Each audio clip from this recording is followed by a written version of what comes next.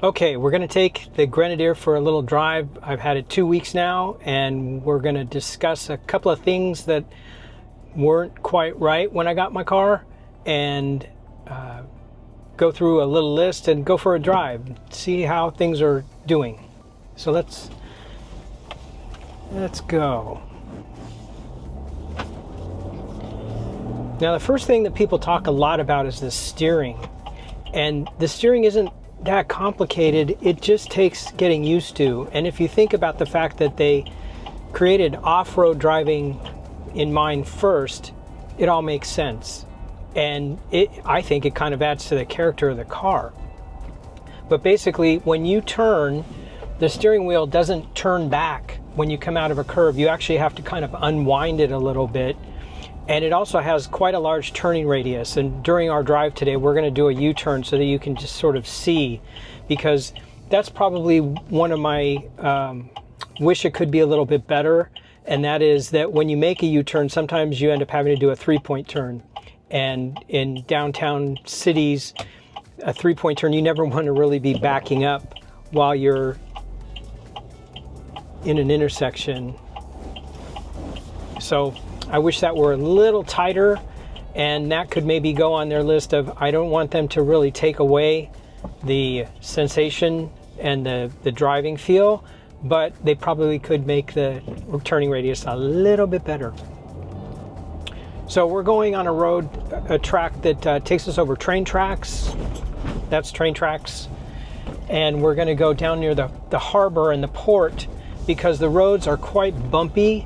And I just sort of want you to get an idea of how quiet the car is, because that's one of the things that really surprised me, is that the car is nice and quiet, and it feels, I'm coming from a Mini Countryman John Cooper work, so the suspension was really tight on that, and I've had Porsches and things like that.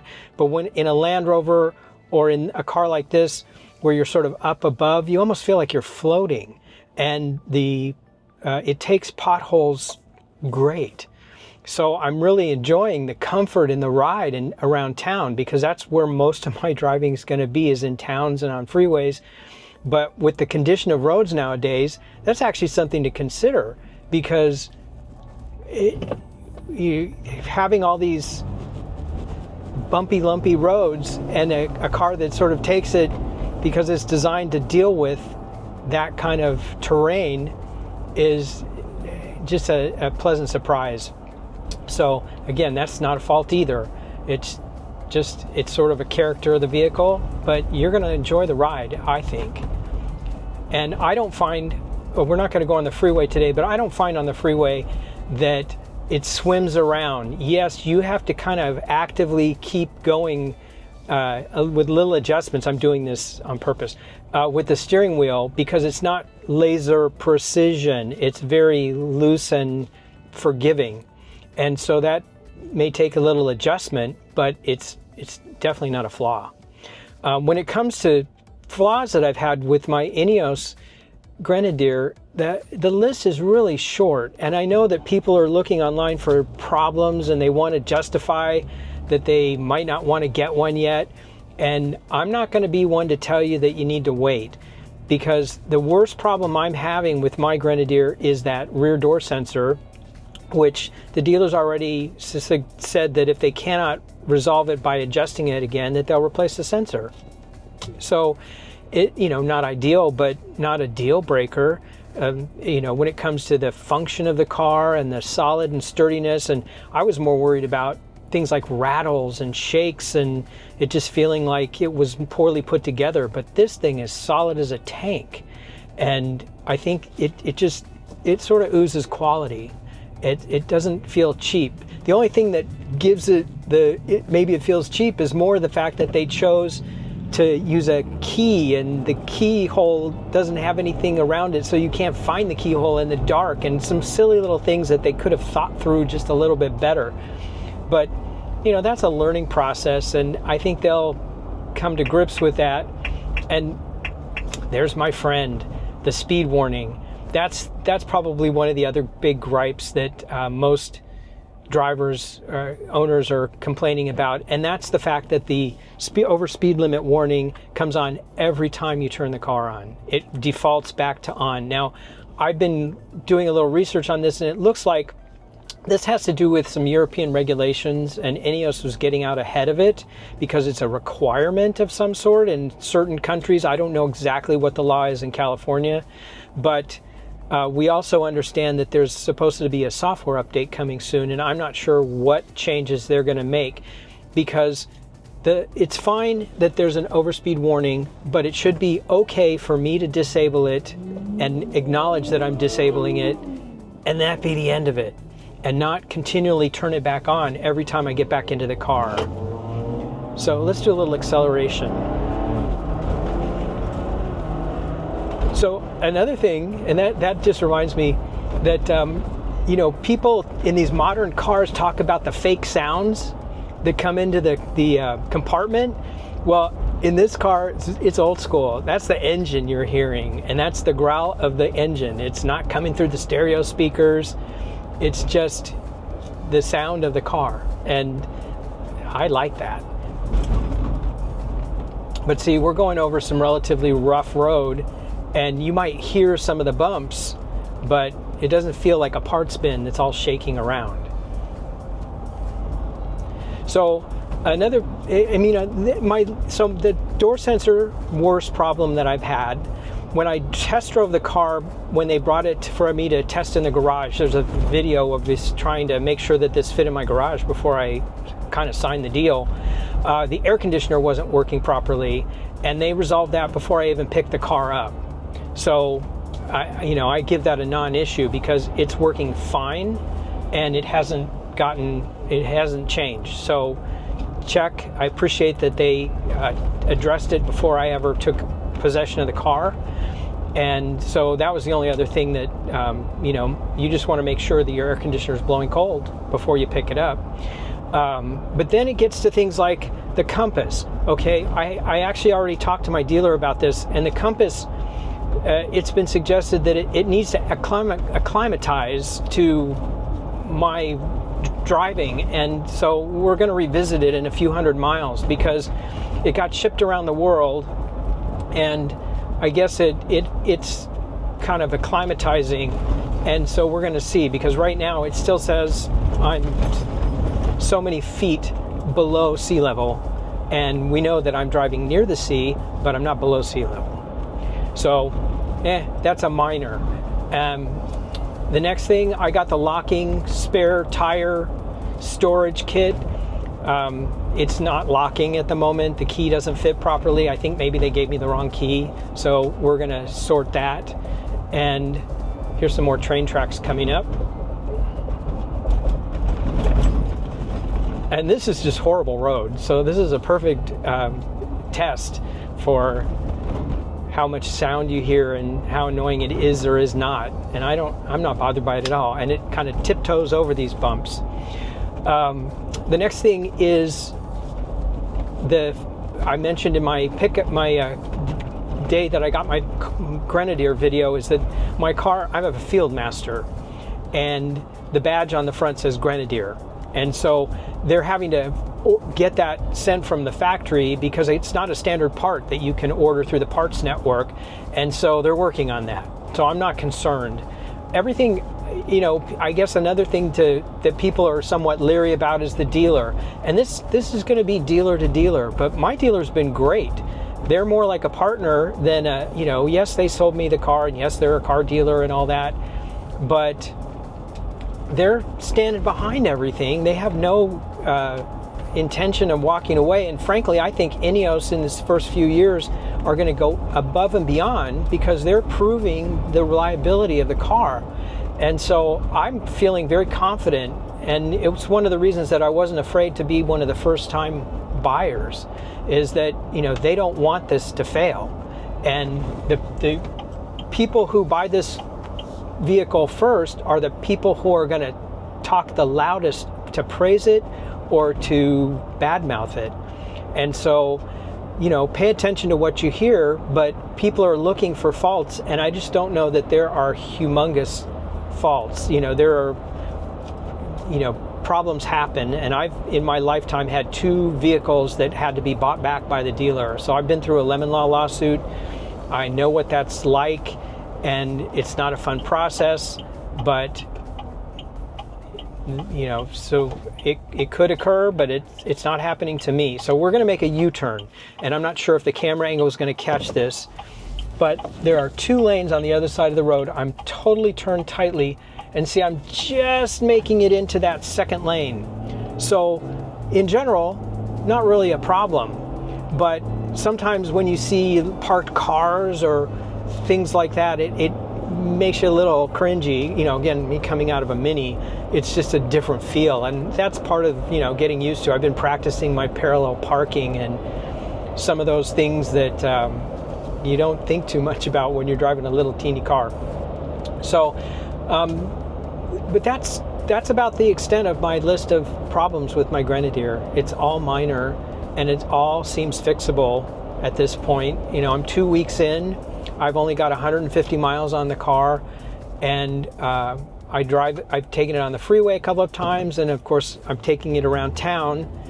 But in driving it, it seems easy to get in and out of. I got the side steppers, and I'm a short guy, and so it's kind of a requirement for me. But we find that it's easy to get out of, just as easy as it is to get into.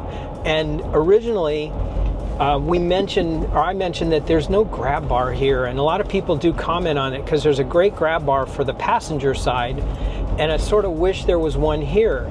But what I find in practicality is that I get in the car by grabbing onto the steering wheel and kind of pulling myself up, because the steering wheel's locked when this road is just phenomenally poor and the car's handling it really well.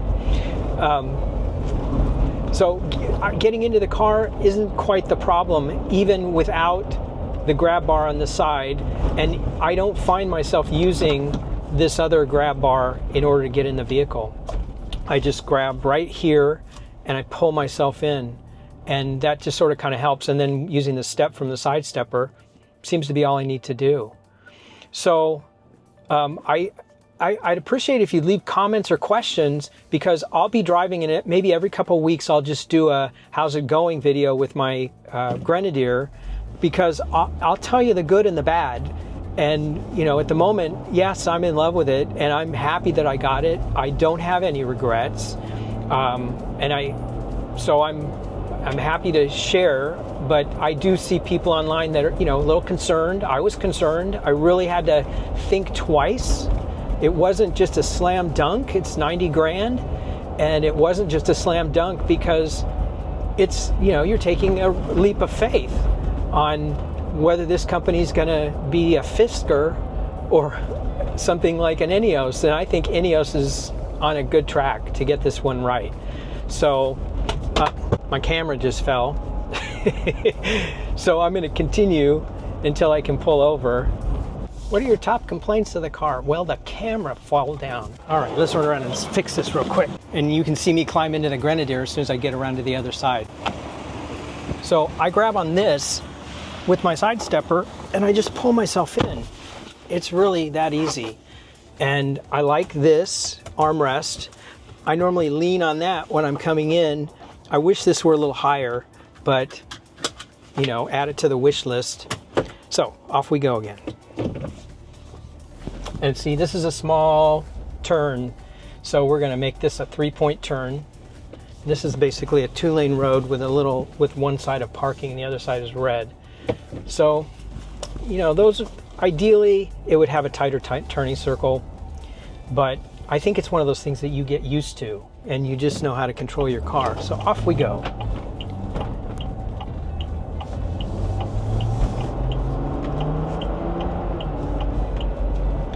One of the other things that I did was I turned down the volume of the alerts so that they wouldn't be so in my face. And that's something that I might recommend you do, is go into the settings and turn the volume down for the ADAS alerts, because that way they're there, you hear them, but they're not beating you over the head. I'm still getting used to the auto stop start. I sometimes think it's a little slow on the uptick, And so I'm leaving it on for now. I didn't just discount it and disable it, but we'll see, because sometimes I think it needs, needs to start a little faster than it is. Braking seems fine. It's not the most grippy, powerful braking. Coming out of a sports car, I'm used to a little bit more. So, but again, no complaints. And people notice this car. It's funny that people stare at it. I've been asked what it is a few times because people are still figuring out what it is. There aren't too many on the road. And I've had that experience before with other cars that I got early in their life cycle. And it's sort of fun. People drive by and give you thumbs up and, nod their heads and so forth. And it's got a good vibe. I think this is actually going to be one of those cult cars that people just fondly look at instead of disparagingly look at. I compare this maybe to the Cybertruck, and the Cybertruck really evokes emotion in people. Some people love it, some people hate it. But a Grenadier, I'm not getting hate, but I also don't want to run over this bicyclist. Okay, let's go around. So anyway, the Grenadier just seems like a good karma car, and we'll see. But I think that you see it and it just evokes happy, and I don't think that is likely to change. And that you can't say that for all the cars that are out there. So where was I? Complaints, not too many. Took a leap of faith, yes, but I'm not regretting it.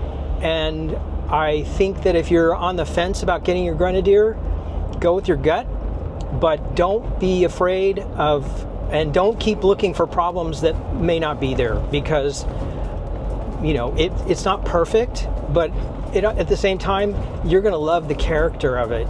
Because I drove a 1995 Range Rover, and it wasn't their first Range Rover because they had been out for many years, but it still had that charm and character. It used to huff and puff like a dragon with that air suspension, and the door locks were kind of funky, and it wasn't all luxury like they are now. And it's the one that I look fondest on to, because it had character, and this is one of those cars. And I think you'll find that if you get this car, that with any faults and weird quirky things, you're going to like it more for the fact that it's got them. And so don't be hesitant, and don't talk yourself out of something that could be a great experience for you. So that's all for now. I'll update you in a couple of weeks. Let me know in the comments if you have questions. So thanks for watching, and I'll see you in the next video.